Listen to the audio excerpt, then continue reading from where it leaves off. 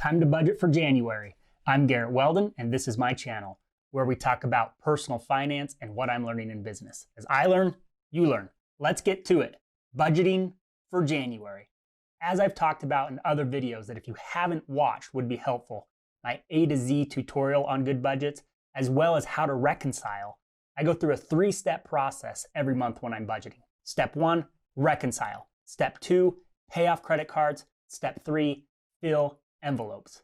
I've done a lot of the reconciliation already, but there were some unique things that happened in January that I thought would be helpful to show you in reconciliation. So let's head on over to my dashboard within Goodbudget.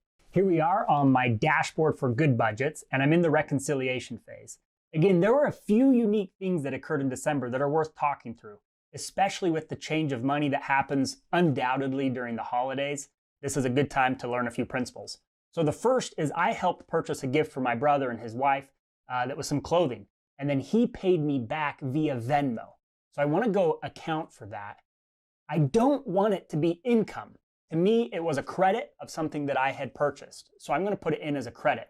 Let's change the date to the 30th is when he paid me back. It was from Venmo, my brother. And this is the key. To make it a credit, put a minus sign, 118. That makes it a credit. And what envelope did I initially account for that out of was clothing. And then here's the key. Even though I initially purchased the clothing off of my Capital One, when I received the credit, Venmo is connected to my checking account. So I need to have the account listed as checking. That's where the money lies. That's where it needs to be reconciled to. Go ahead and hit save. Then you will see if you come down here to your clothing envelope that there's this $118. It's accounted for as a credit, and you can see it went to the clothing envelope and is with MACU checking.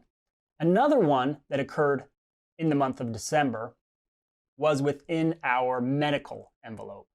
So within the medical envelope, you see these expenses from Tanner Clinic. That's our OB.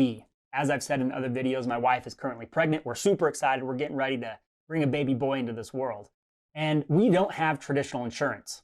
We don't have Blue Cross, United, Cigna, Aetna, Humana, or anything like that. We're on a health share plan or Christian Health Ministries, which means if any incident goes over $500, we're ultimately reimbursed for the entire incident. Is having a baby going to go over $500? Yes, it already has. And so we have to pay up front, but then we're reimbursed on the back end, and we got our first reimbursement check of $300. So I want to account for that. Again, I'm not going to count that as income because it's a reimbursement. So come in, add transaction. I'm going to keep it as a credit. That came through on the 30th. Who was it? It was Christian Health Ministries that paid. It was a $300 check. So again, I put in negative 300. It was in the medical. And where did that check get deposited to? Our checking account. So you are tying it to the envelope, but then accounting for the account that it was reimbursed to. So for example, if you were to do a return in a store and the return went back on a credit card, the account right here would be the associated credit card. But in this situation, checking account. Go ahead and hit save. And now you'll see in the medical, you have a $300 credit. It brings us back into the green on medical, which is great. A third one that occurred was the receiving of a stimulus check. So I do want to count that as income. I'm going to come in. Title is income. Ours came on the 31st. Between my wife and I, it's $1,200. Select the account. We're going to put that in our checking. And remember, when we hit save here, it's going to go into the checking account as unallocated. And when we get to step 3 of filling the envelopes, that's when we're going to decide which envelope to put that stimulus money in. Go ahead and hit save. If you come up here to your accounts now, into your checking, you'll see the stimulus check is right there. $1,200. The next step in managing your monthly budget is paying off your credit cards. As you'll see, I've already done that this month. There's another $337.43 on the Capital One. So we'll just go through that process to make sure that we're very clear on how to pay off credit cards. So you're going to come up and add transaction. It's a transfer. Because if you think about it, all of the money that is associated on your credit card has been pulled out of different envelopes. And it's been building up a balance on your credit card. And now it's time to take money from your checking account and move that onto your credit card. So it's a transfer. Capital One card, amount $337.43. And it's not an envelope transfer, it's an account transfer where we are taking money from our checking account to pay off our credit card. Again, this does not pay it off in real life, it just accounts for it in Goodbudget. You still need to go in and pay off your credit card within the app and hit save. So you will now see your credit card has been zeroed out and that money in your checking account has been pulled out. That's the process of paying off credit card, and that is step 2 in your monthly budget. Now we get to the fun part, which is step 3, which is filling envelopes. Let's get right into filling envelopes. So I'm going to do 2 things before I fill it with actual cash. The first is I'm going to add an envelope, and then 2, I'm going to update my quick fill settings. So my wife and I have decided we're going to do a picture book every year that accounts for and demonstrates and shows pictures from the previous year. And I just want to make an envelope for that. So I'm going to come up here in my envelopes tab and hit add edit. And once you're in the add edit, it's going to have all of your envelopes. I'm going to hit add here. Type a new envelope, which I'm just going to call picture book. And what I use this over here for is to identify how much on a monthly basis I intend to budget for that. I'm going to do 17. You will see here is now the total monthly budget, the amount of cash you'll need to fill your envelopes 100%. So we'll see what we just did. Let me back up here. So right now it's 4,142. Watch if I take that back down to 0, it dropped to 4,125. Add 17, now it's up to 4,142. That lets you know how much cash you need on a monthly basis. I'm going to move this envelope up here just a little bit. All right, that's good there. Go ahead and hit Save Changes. Once the changes have been saved, you'll see back here on your main envelopes tab that you now have a picture book. It's not been filled. It shows you want to put $17 a month in there, but it's not been filled. Now that I've added my additional envelope, I need to go in and update or adjust my budget. So let's come into fill envelopes. There's a couple ways to do this. One is if you're using the quick fill method, you can update your quick fill. But I'm going to show you another method. So once you're in to your fill envelopes, go ahead over to the unallocated tab. In the unallocated tab, it shows that I have $9,496.60 that is unallocated, which is the income and the stimulus that we all received through December. And so you'll see down here that each of my envelopes has a number underneath it, which is the amount we're going to budget on a monthly basis. And the picture book even has 17, but there's nothing in it. An easy way to bring in all the money out of your unallocated is to come here and just click Add All. When you click Add All, it's going to take the number that you have under here and add that to the total amount of the account. That's different than Set All. What Set All is going to do is going to bring that count, each account, up to the amount that you want it to this amount, 200, 400, 200, 240. So it will add some to some accounts, and if you have more than that in some accounts, it will delete it. So if I just simply come here and hit Add All, you'll see it just pulls this number into how much I'm going to put into it. That way, if you come down here to Picture Book, now there's 17 going to be put into it. And this is the easy way to fill your envelopes without updating your quick fill or without setting a new parameter on your quick fill. Just hit Add All. That's what I've done. You'll see it's pulled out the necessary money from my unallocated. So I still have $5,354.60 that's unallocated. So now, before I hit save, I can go in and see if there's any adjustments I need to make to any envelopes. The first thing I want to come down here, if you recall, we got that $1,200 stimulus. Check. I want to put that right in savings immediately.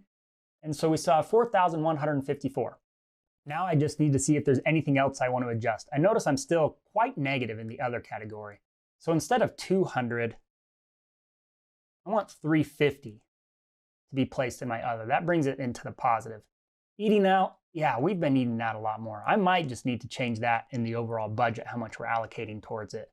But for this month, I'm just going to bring in 90. That gives us a positive. Clothing, I'm still okay with that being in the negative. I look down here, gear. Yeah, let's add another $25 in gear just to help build that one up.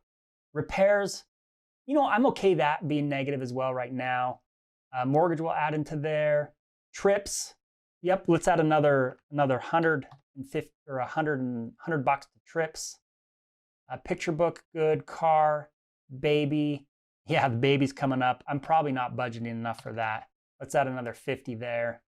And gifts will add up over the year. We really just drained it over Christmas, so that looks good.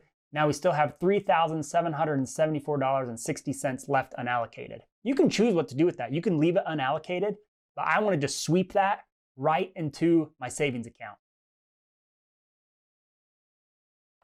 So what I'm going to do there is take $4,974.6 right into the savings account. And now I'm going to go ahead and hit save. This brings me back to the home tab where all of my envelopes have been updated with the current allocation from December, getting ready for January's budget. Even though some are still negative, most are positive, and that is just the ebb and flow of our monthly budget. And you'll see in our accounts, now that that's all updated and there's no money left in unallocated, zero. So it's all been unallocated. And that's Budget with me for January 2021.